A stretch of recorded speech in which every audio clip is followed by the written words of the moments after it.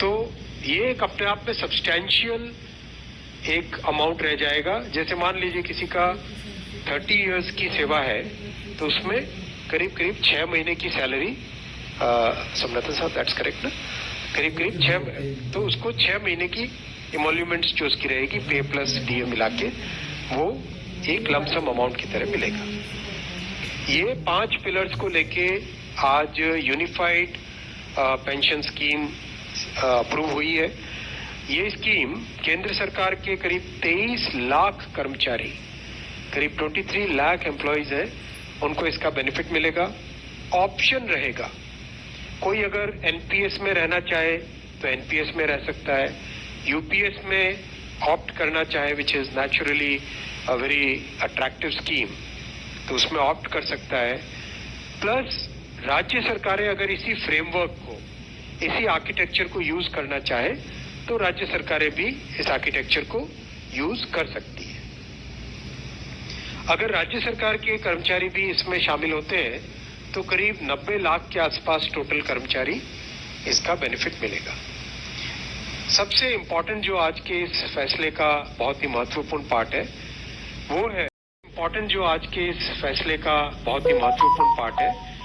वो है कि कर्मचारियों पर इस स्कीम का भार नहीं पड़ेगा। आज एम्प्लॉइज 10% कंट्रीब्यूट करते हैं और आपको जानकारी होगी कि 10 वर्ष पहले तक सरकार भी 10% कंट्रीब्यूट करती थी, यानी 10+10 टोटल कंट्रीब्यूशन होता था। लेकिन मोदी जी ने 2019 में इस 10% कंट्रीब्यूशन को बढ़ा के 14% किया था। जो केंद्र सरकार का कंट्रीब्यूशन है उसको बढ़ा के 14% किया था। That itself was a very big contribution, big jump in the amount of contribution. अब वो कंट्रीब्यूशन बढ़ के 18.5% हो जाएगा। वो कंट्रीब्यूशन बढ़ के 18.5% हो जाएगा। ये स्कीम 1/4/2025 से लागू होगी। तब तक इसके लिए जो भी सारे स्ट्रक्चर्स, पोर्टल वोटल सब बनने होंगे, रूल्स रेगुलेशंस, वो सारे बन जाएंगे 1 अप्रैल 2025 से।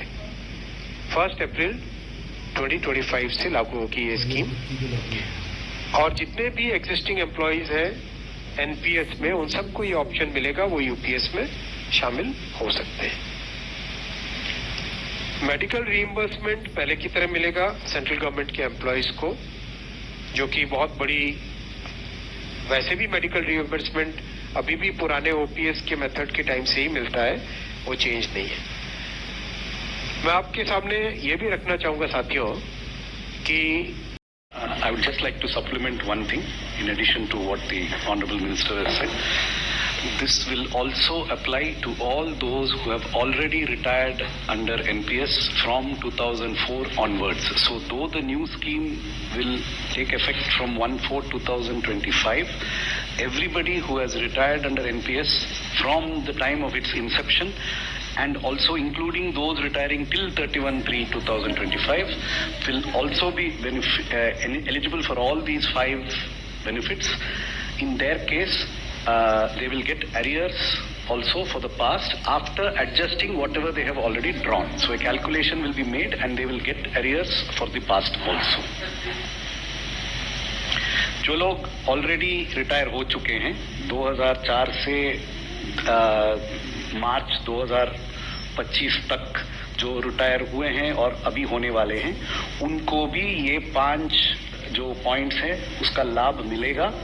उनके लिए जो उनका एरियर्स है वो भी हम पे करेंगे, उस एरियर्स में कुछ इंटरेस्ट भी होगा, लेकिन उन्होंने जो ऑलरेडी विड्रॉ किया है कॉर्पस, उसका एक एडजस्टमेंट भी होगा। एडजस्टमेंट के बाद जो एरियर्स पे करना है वो भी पे करेंगे, ताकि ऐसा कोई भी कर्मचारी जो आज तक एनपीएस में रहा है और रिटायर हो चुका है, उनको भी ये सब लाभ मिलेगा।